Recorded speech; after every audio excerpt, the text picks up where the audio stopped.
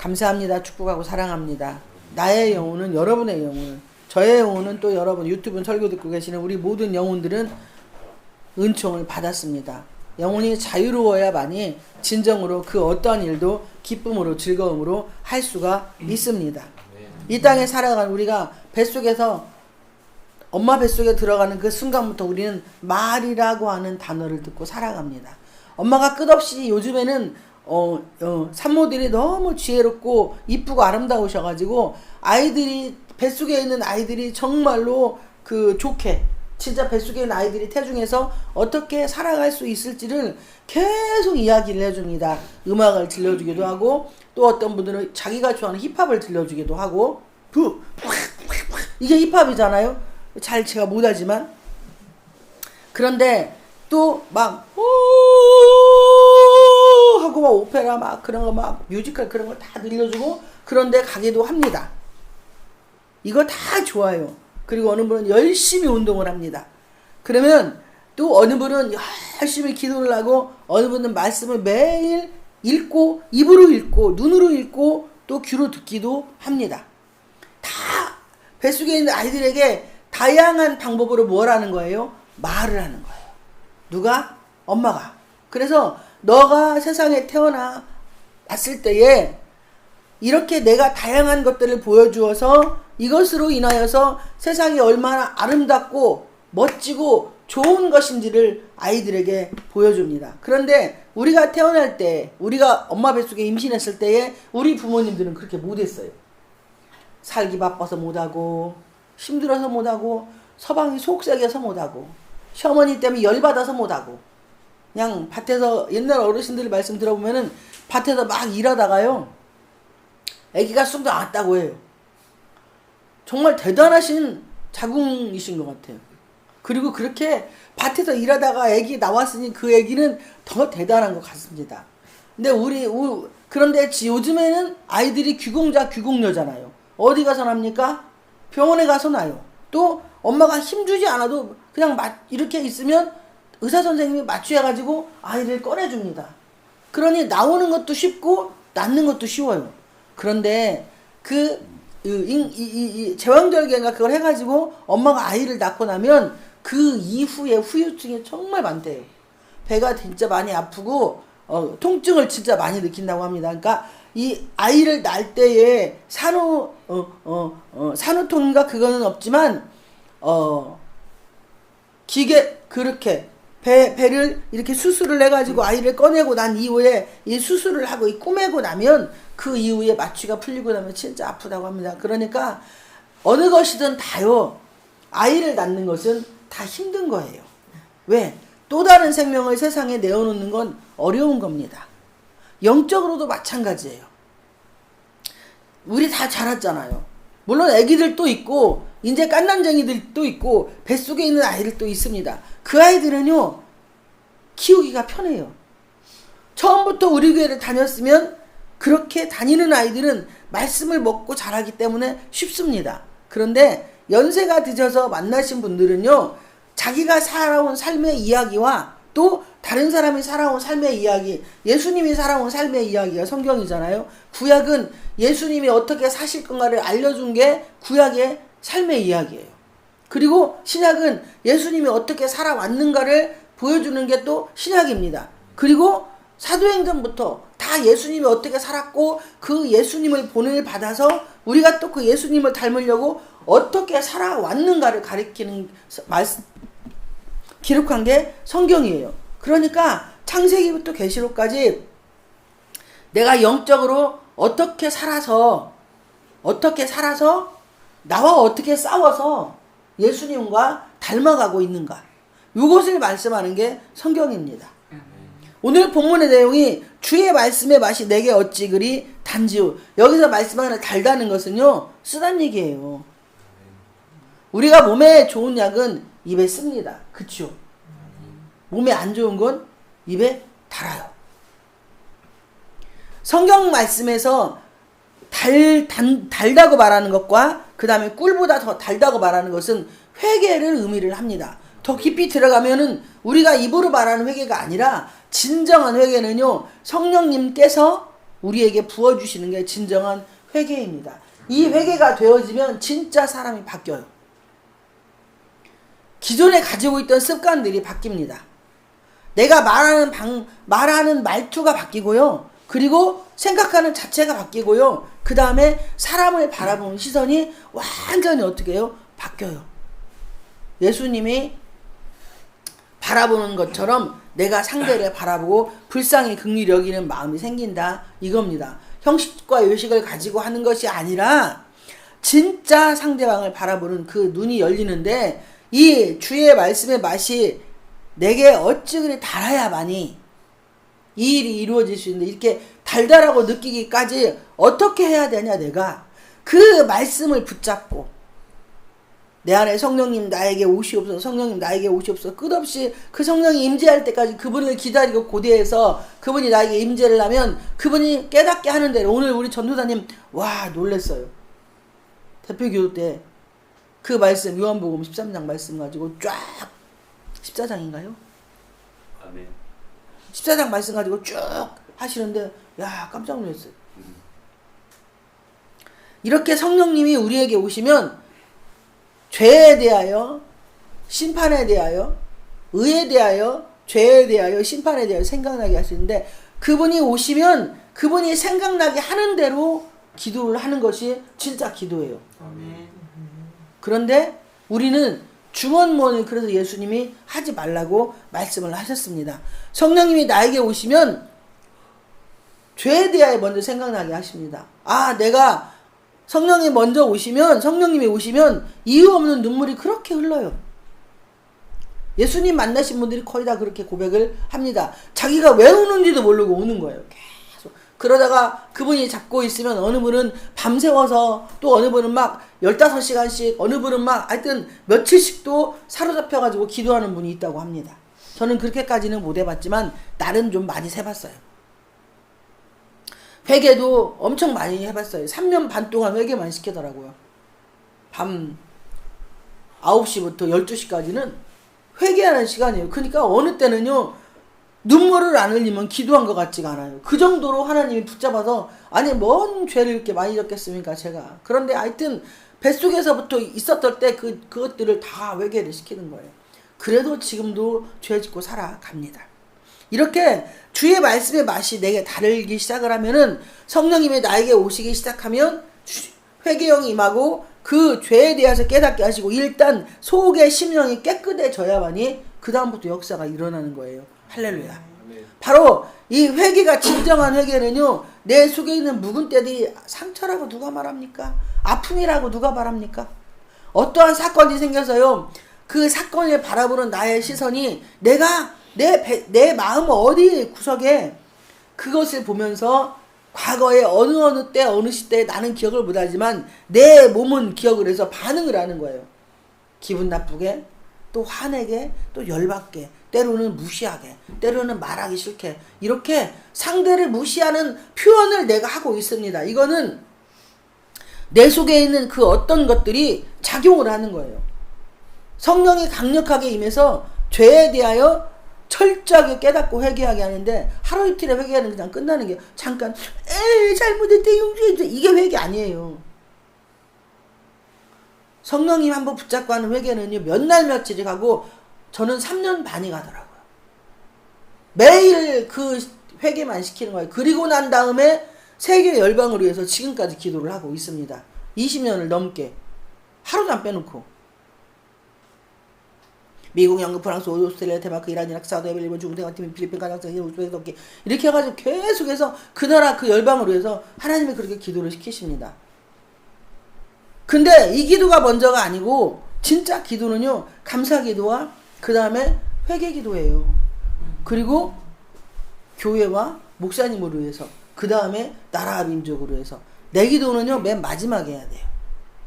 우리 가족들 기도도 맨 마지막에 해야 합니다. 근데 우리는 막 기도를 뭐예요?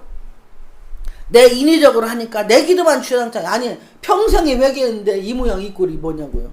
평생에 회개했는데 왜 이러고 사냐고요. 맨날 잘못했다는데 왜 똑같은 죄를 범하냐고요. 회개는 돌이키는 것 이렇게 획하고 돌아가는 거예요. 그래서 다시는 그 일을 반복하지 않는 게 회개입니다. 그런데 성령님이 우리에게 오셔서 주의 말씀의 맛이 달도록 만들면 회개가 정말 감사해요. 그 회개만이 살길이고 그 회개만이 지름길이고 그 회개만이 예수님께 가는 최고의 축복의 통로고 은혜의 통로고 사랑의 통로고 섬김의 통로가 될 수 있습니다. 회개 없는 인생은 죄송한데 가짜라고 할 수밖에 없습니다. 입으로 하는 회개도 하나님은 받으십니다. 그러나 회개에 제가 늘 말씀드린 눈물도 종류가 다양하다고 말씀을 드렸습니다. 억울해서 우는 눈물, 분해서 우는 눈물, 원통해서 우는 눈물, 짜증나서 우는 눈물, 돌아서 우는 눈물, 누구 못 죽여서 우는 눈물, 약 올라서 우는 눈물, 그리고 무시당해서 우는 눈물, 업신여김 당해서 우는 눈물,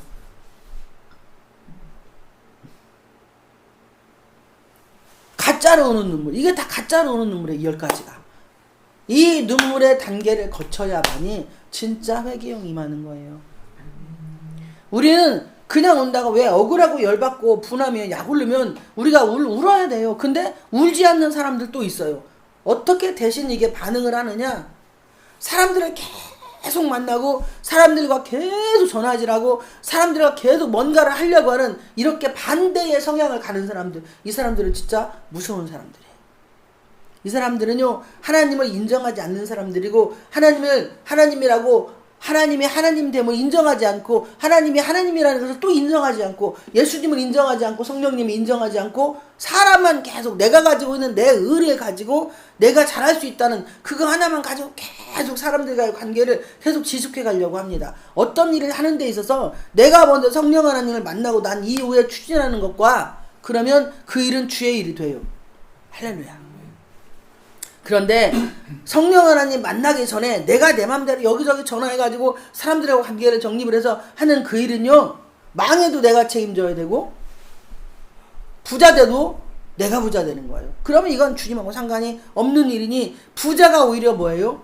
저주받는 인생을 살아갑니다. 돈을 많이 번다고 그게 행복한 게 아니에요. 예수님 없는 행복은 저주예요. 성령님을 만나야 그 이후에 사업을 하든 사람과 관계가 정립이 되든 또 무엇을 하든지 간에 망해도 그분이 책임지시고 흥해도 그분이 책임을 지시는 거예요. 예수님이 책임을 질 수 있도록 우리는 뭐 해야 돼요? 성령을 사모하고 그분을 기다려야 돼요. 그분이 나에게 오셔서 나를 완전히 다스리고 정복하면 내가 생각했던 것보다 훨씬 더 지혜롭고 똑똑하게 나를 만들어서 그분의 도구로 나를 사용해 주십니다. 그런데 그분이 나를 도구로 사용하기 전에 내가 똑똑하다고 하는 거예요. 여러분 성령님이 여러분보다 무식합니까? 성령님이 여러분보다 또라이 띨띨이고 바보 등신이에요? 그렇게 생각하고 사는 거예요. 성령님을. 그렇게 성령님은 바보 띨띨이요. 응? 등신이야 당신은. 응? 당신은 언제만 나타나냐? 나 능력 줄 때 치유 은사 줄 때 그리고 예언 은사 줄 때 병 고칠 때만 나타나. 이게 성령의 역사? 맞지만 아니에요. 그거는 눈에 보여지는 피면 저도 예전에는 여기에서 이거에 속아서 착각하고 살았어요. 이거는 하나님이 각자의 성향에 맞도록 주시는 하나님의 은혜인데 값없이 거저주는 게 은혜입니다. 그 은혜를 우리는 값없이 거저받아서 세상에 나눠주는 거예요. 우리는 사랑의 빛 이외에는 지면 안 돼요. 그 어떠한 것도 사랑의 빛만 지고 살아야 합니다. 왜? 예수님이 우리한테 죽기까지 나를 사랑하시니 나 또한 그 빛을 지고 다른 사람들을 죽어도 같이 갈 수 없고 힘들고 어려워서도 같이 가기도 싫은데 이 땅에 자기 맘에 드는 사람 한 명도 없어요. 내가 나도 내 맘에 안 들어요. 그런데 어떻게 다른 사람이 내 맘에 들겠습니까? 여러분 내가 하고 싶은 대로 살고 살려면은요 산속도로 가서 요새 자연인 많이 나오더라고요. 막 자연인들 진짜 많이 나와요. 연세도 젊어. 근데 그분들이 하시는 말씀이 다 뭐냐면 사연이 다 있다고. 또 이분은 그 나레이터가 그래요. 뭐라고 하냐면 이분은 또 어떤 사연을 가지고 있을까요? 이렇게 합니다. 그리고 나서 들어봐요. 어떤 분은 막 띠리리 바이올린을 늘어지 어떤 분은 하고 색스폰을 아주 늘어지게 합니다. 그런데 들어줄 관객이 없어요. 혼자 그걸 하는 거야. 자기 혼자 산에서 아니 누구 허락받고 미안한 얘기인데 그게 자기가 산 산인지 모르겠지만 개울에서 산에서 내려오는 그 개울물 거기 세수하고 들어가 목욕하고 해요. 거기 다 써 있어요. 뭐 응? 무슨 뭐 그 밑에 자막에 이게 허락 맡아가지고 했다고 그런 게 다 써 있습니다. 그런데 물한테 허락 받았나 모르겠어요. 그 산에 있는 물이 당신 여기 들어와서 목욕해라고 또 바위가 걸려도 명상한다고 무아 이러고 있는데 그 바위한테 물어봐서 아 여기 앉아서 명상해도 되냐고 바위한테 물어봐서 허락받고 그 자리에 앉아 있는지 모르겠어요. 취하고 있는 건 그게 자기 산이라 할지라도 나무한테 일일이 물어보는 거요. 내가 돈 주고 산은 사서 명의는 내 거요. 응? 한일순이 거라고. 그런데 거기에 숨겨져 있는 수많은 나무들에게 야 내가 여기서 오늘 집 짓고 살아도 되냐? 내가 여기서 똥 싸도 되냐? 내가 여기에다 오줌 싸도 되냐? 내가 여기서 띠리리 하고 막 이렇게 색스폰 시끄럽게 불어도 니네 괜찮냐? 이거 일일이 남한테 허락받고 그거 하는지 모르겠어요. 제가 지금 무슨 말씀 드리니까 주의 말씀의 맛이 내게 어찌 그리 단지요라는 그 말씀이 내게 임하면 우리는 이렇게 겸손하고 온유하게 모든 조화를 이룰 수 있는 그런 삶을 살 수 있다는 거예요. 조화는 정말 중요합니다. 가정에서도 부부 간의 조화가 이루어질 때에 그 가정에 화목이 일어나는 거예요. 또 부모 자식 간에 먼저 남편과 아내와 남편이 조화를 이룰 때에 그 조화 속에 아니 꽃조화 이거 말고 진짜 조화로움 한문이 뭔지는 잘 모르고 영어도 뭔지 잘 모르지만 조화인가? 잘 모르겠어요. 어쨌든 간에 화평이 조화예요. 바로 이 화평 예수님하고의 화평 이게 이루어질 때에 이 조화가 화평이 이루어지려면요 내가 죽어야 되더라고요. 내가 참을이자를 가져야만이 우리나라 말의 속담에 참을이자 3개면 살인도 면한다고 하잖아요. 상대방이 삐치고 열받고 돌아 죽는데 즉각으로다가 6단 폭격을 하고 따다다다 쏘느냐 좀 참고 기도하면서 조용히 카톡으로 날리느냐 이거 누가 선택해요? 내가 선택하는 거예요. 예전엔 저도 육두문자 내리 써댔어요. 막 이 말로도 안 돼서 대포 쏘고 그 다음에 2번째 미사일로 카톡으로 열심히 하다 보면 오타도 엄청납니다. 그 오타 미사일 계속 쏘고 그러면 그 당시에는 속이 시원한 것 같아요. 그런데 받는 상대를 생각을 하면 반전이 미친 짓입니다. 그게. 그래서 그렇게 실수하고 넘어지고 쓰러지고 자빠질 때는 주의 말씀이 달지 않았어요. 그리고 늘 왜 나만 억울하고 나만 분하고 나만 원통하고 너 이렇게 나만 살아야 되나라는 이런 마음이 늘 마음에 있는데 어떻게 주의 말씀이 달겠어요. 그 과정을 거쳐서 지나올 때에 그 과정을 지나서 상대를 이해하기 시작을 하면 그때부터 주의 말씀의 말이 내 심령에 단 상태로 임해 있는 겁니다. 바로 주의 영이 내 마음에 임해 있는 거예요. 그러면 그 다음부터는 상대를 이해하게 되고 이 사람이 이런 부분에서 이랬기 때문에 이런 행동을 하고 이렇게 말을 하는구나라고 조금씩 이해를 하는 거예요. 죽을 때까지 우리는 이 이해를 못해서 인생을 망치고 예수님은요 우리를 다 받아주시잖아요. 근데 내가 상대보다 죄를 더 많이 짓고 있다라는 생각을 안 하고 나는 의인이라고 생각을 하기 때문에 상대방에 대해서 나쁜 얘기를 계속 해야 됩니다. 죄송한데 제가 저는 개척할 때부터 그런 말씀을 강단에서 늘 드렸는데요. 남편의 모습이 하나님 앞에서 내 모습인 거예요. 나는 내 모습은 몰라. 바로 그게 거울인 거야. 저는 그래서 우리 신랑이 잘못을 하면 하나님께 계속 기도를 합니다. 제가 뭘 잘못해서 하나님 이렇게 또 신랑을 통해서 저렇게 저를 볶아먹습니까? 처음에는 막 열받고 돌아 죽고 막 억울하고 불하고 막 소락박이 치려고 하다가 기도하다 보면은 제 속에 있는 더러운 모습들을 또 아픔들을 하나님이 보여주시면서 그걸 깨닫고 치유하고 나면 상대방이 바뀌어 있더라고요. 그렇게 끝없이 예수 믿는 것은요 오래 참고 기다리는 거예요. 할렐루야. 오래 참고 기다리는 그 단계가 점점 내 마음의 아픔들을 치유해 주시기 시작을 하면서 그때부터 치유가 되면 그때부터 뭐예요? 회개형 임하고 그리고 주의 말씀이 꿀송이보다 달고 히브리서 4장 12, 13절에 하나님의 말씀은 살아있고가 시작이 됩니다. 운동력이 있고 내 속에 있는 모든 심장파부에 말씀이 들어가서 운동을 하는 거예요. 운동. 으쌰 여기 찔러 저기 찔러 뒤로 찔러 앞으로 찔러 하고 운동을 하는 거예요. 심장에 들어가서 쿡 쏘시고 야 회개하라고 양심아. 그 다음 두 번째 옆구리 찔러 야 회개하라고. 또 갈비도 부셔 야 회개하라고. 너 그 버릇 고치라고. 또 사고도 돼. 네 발이 지금 헛들 가고 있으니까 그거 가지 말라고. 하나님이 그렇게 회개하라고 계속 우리를 뭐예요? 이리저리 사랑의 배로 담금질을 인간의 말을 안 들으니까 자동차를 쓰기도 합니다. 사고를 내기도 한다 이 말이에요.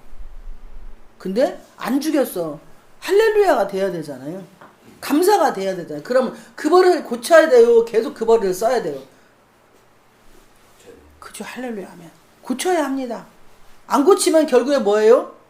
막 어떤 가정은 가정이 와야 되기도 하고 어떤 분은 자동차로 사고 나서 그냥 몇 바퀴 돌았는데 머리털 하나 안 상했대야. 주님이 보여줬대야. 그런데 그 사건을 통해서 하나님이 나에게 주시고자 하는 말씀이 있을 거 아니에요. 깨닫게 하는 것이 있을 거 아니에요. 그걸 붙잡고 그 버릇을 고치면 되는 거예요. 그런데 우리는 그걸 못해. 그리고 그냥 지나가는 거예요. 또 어떤 분은 자녀를 데려가기도 합니다. 어떤 분은 자녀에게 질병을 주기도 합니다. 왜? 어머니라고 하는 존재는요. 자식이 아프면 집사님 어쩌요? 마음이 좋아요. 그냥 아이고 할렐루야 개새끼 내 말 안 듣더니 잘됐다 이 자식아 이렇게 나와요? 속이 애리고 시리고 아이고 내가 아팠으면 좋겠다. 이런 마음이 드는 게 애미잖아요. 네. 이런 마음이 안 들면 그건 애미 아니요. 그쵸?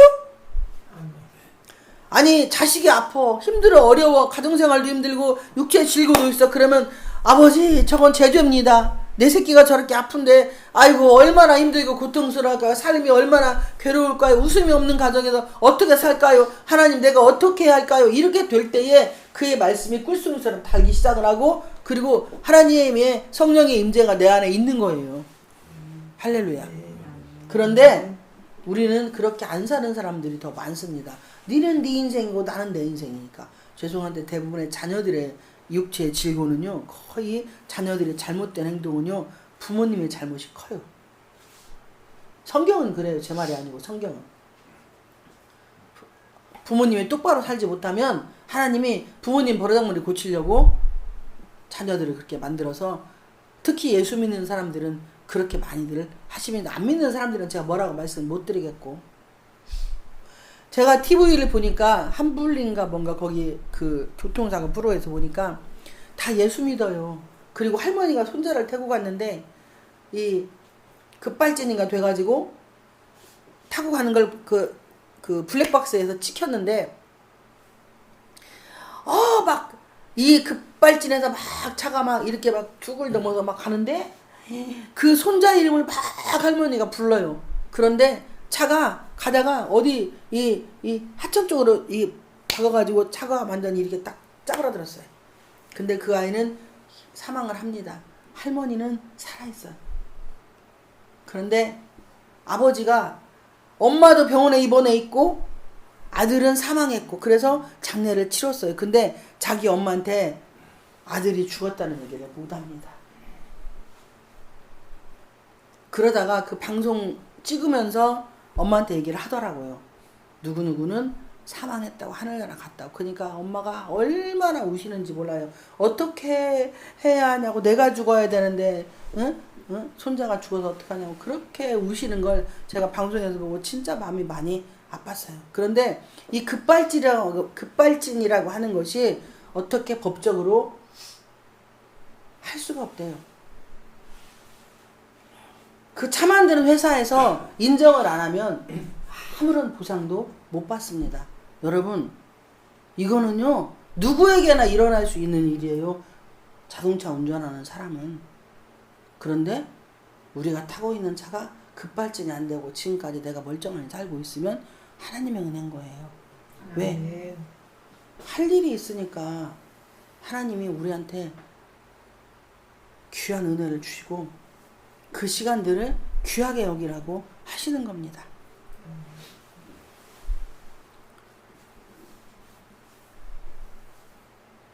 좌우의 어떤 날선 검보다도 예리하여, 하나님의 말씀은요 좌우의 어떤 날선 검보다도 예리하여서 우리 혼과 영과 관절과 골수를 찔러 쪼개기까지 하며 마음의 생각과 뜻을 감찰하시나니. 하나님의 말씀은 살아있고 운동력이 있어 좌우의 어떤 날선 검보다도 예리하다. 우리 칼 갖고 있잖아요. 그 검보다 더 예리하다는 거야. 근데 하나님의 말씀에 그 날카로운 말씀의 검에 안 찔리는 사람은 뭔가요? 그러면 내가 하나님이라는 거잖아요. 내가 신앙의 연륜이 깊어요. 목사예요, 장로예요, 권사예요, 집사예요. 그런데 말씀의 검에 찔림이 안 와. 좌우의 어떤 날선 검보다도 예리하디야. 그래서 내 혼과 영과 관절과 골수를 찔러 쪼개기까지 하며 또 마음의 생각과 뜻을 감찰하시나니. 그분 앞에 벌거벗겨도 드러나지 아니하는 것이 하나도 없다라고 히브리서 4장 12, 13절 말씀은 선포하고 있어요. 그러면 하나님의 말씀은 매 예배 드릴 때 우리의 심장 골수를, 내 혼과 영과 관절과 골수를 찔러 쪼개야만이 이게 꿀송이처럼 단맛이 되는 거예요. 할렐루야. 그런데 그 말씀이 나에게 여러분 자장가로 들립니까? 응? 쉼을 얻는 시간으로 들려요? 이 시간이? 어떻게든 영혼이 살려고 목숨을 걸고 애를 쓰는 시간이 되시기를 주님의 이름으로 축복을 드립니다. 오늘 여기까지만 하겠습니다.